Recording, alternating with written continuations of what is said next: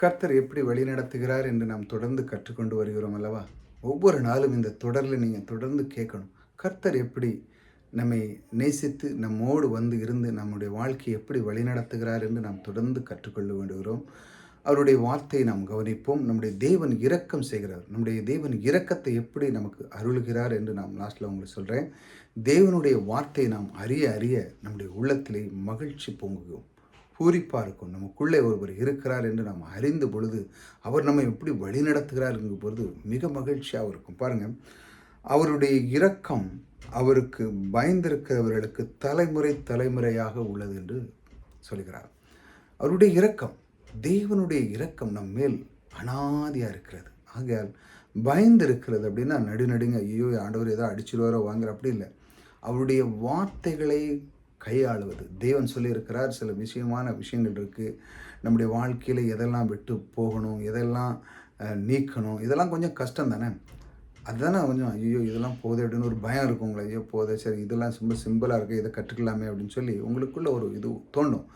ஆனால் அதையெல்லாம் நீக்கி தேவன் இரக்கம் செய்கிறார். ஆகையால் அவருடைய வார்த்தையை நீங்கள் கையாளும் பொழுது உங்களுடைய உள்ளத்தில் அது விதைக்கப்படுகிறது. விதைத்தது மட்டுமல்ல, உங்களுடைய வாழ்க்கையில் நீங்கள் என்ன பண்ணுறீங்கன்னா தலைமுறை தலைமுறையாக அது கடந்து போகிறது. நீங்கள் உங்களுக்கு கிடைத்த அந்த பலன் உங்கள் பிள்ளைகளுக்கு மற்றவர்களுக்கு எல்லாத்துக்கும் கிடைக்கிறது இல்லையா?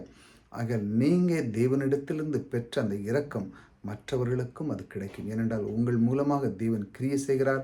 உங்கள் மூலமாக அவருடைய நோக்கமும் சித்தமும் செய்கிறார். தேவன் கிருபை உள்ள அந்த தேவன் நமக்கு இப்படித்தான் செய்கிறார். அதான் நான் உங்களுக்கு முதல்ல சொன்னேன், தேவன் எதை செய்கிறார் என்றால் அவர் எப்படி வழி நடத்துகிறார் என்றால் உங்களுடைய நாவை அவர் பார்க்குறாரு. உங்களுக்குள்ளே என்ன இருக்கிறது, உங்களுடைய உள்ளத்தில் நீங்கள் எதை விதைக்கிறீங்க, என்ன வார்த்தை போடுறீங்க.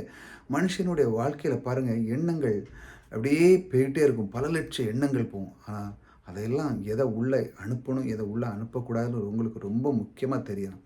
அதெல்லாம் வேத வசனத்திலிருந்து தான் நீங்கள் கற்றுக்கொள்ள முடியும். ஆகையால் அதிலிருந்து ஒரு மனிதன் வந்து விட்டான் என்றால் என் தேவனுக்கு தான் இது முதலிடம். மற்ற எல்லாம் வரும். மனுஷனாக இறந்தவங்க எல்லாருக்குமே பாருங்கள் தப்பான எண்ணங்கள் வரும். யாருக்கே தப்பான எண்ணங்கள் வரல அப்படின்னா அவன்கிட்ட ஏதோ ஒரு கோளாறு இருக்குன்னு தான் அர்த்தம் இல்லையா? எல்லாருக்கும் வரும், உங்களுக்கு வரும், எனக்கு வரும், எல்லாமே. ஆனால் எதை உள்ளே அனுப்ப வேணும், எதை அனுப்பக்கூடாது, தேவனுக்கு நம்முடைய உள்ளத்துக்கு மட்டும்தான் இடம். மற்ற எல்லாம் அப்படியே வந்துச்சுன்னா அதை அப்படியே நீக்கிறணும். அது நமக்கு இல்லை, வரும். ஆனால் அதன் மேல் நாம் தண்ணி ஊற்றி பாய்த்து அதையே நினைக்காமல் உள்ளத்துக்குள்ளே கொண்டு போயிடக்கூடாது. நம்முடைய இருதயத்துக்குள்ளே எவன் ஒருவன் அந்த வார்த்தையை விதைக்கிறானோ அது அப்படியே ஆயிரன் போட்டிருக்கு பைபிளில். ஆகையால் தேவனுக்கு மட்டும்தான் தேவனுடைய வார்த்தை விதைக்கணும்.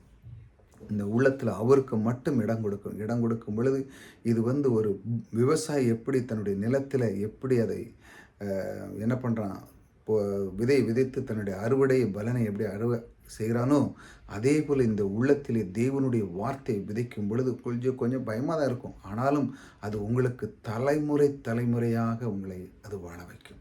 ஆகையால் நீங்கள் சோர்ந்து போகாதீங்க. தேவன் எப்படி வழி நடத்துகிறார் பார்த்தீங்களா? உங்களுடைய வார்த்தையை கொண்டு நீங்கள் சோர்ந்து போகக்கூடாது. உங்களுடைய வாழ்க்கையிலே எப்பொழுதும் தலைமுறையாக நான் இருப்பேன் என்று சொல்லி அவர் வாக்கு கொடுக்கிறார். ஆகையால் புதிதாக சப்ஸ்கிரைப் பண்ணிச்சாங்க. தொடர்ந்து கர்த்தருடைய வார்த்தை கேட்போம். சோர்ந்து போங்க. கர்த்தர் உங்களோடு கூட இருக்கிறார். கர்த்தர் உங்களை ஆசீர்வதித்திருக்கிறார்.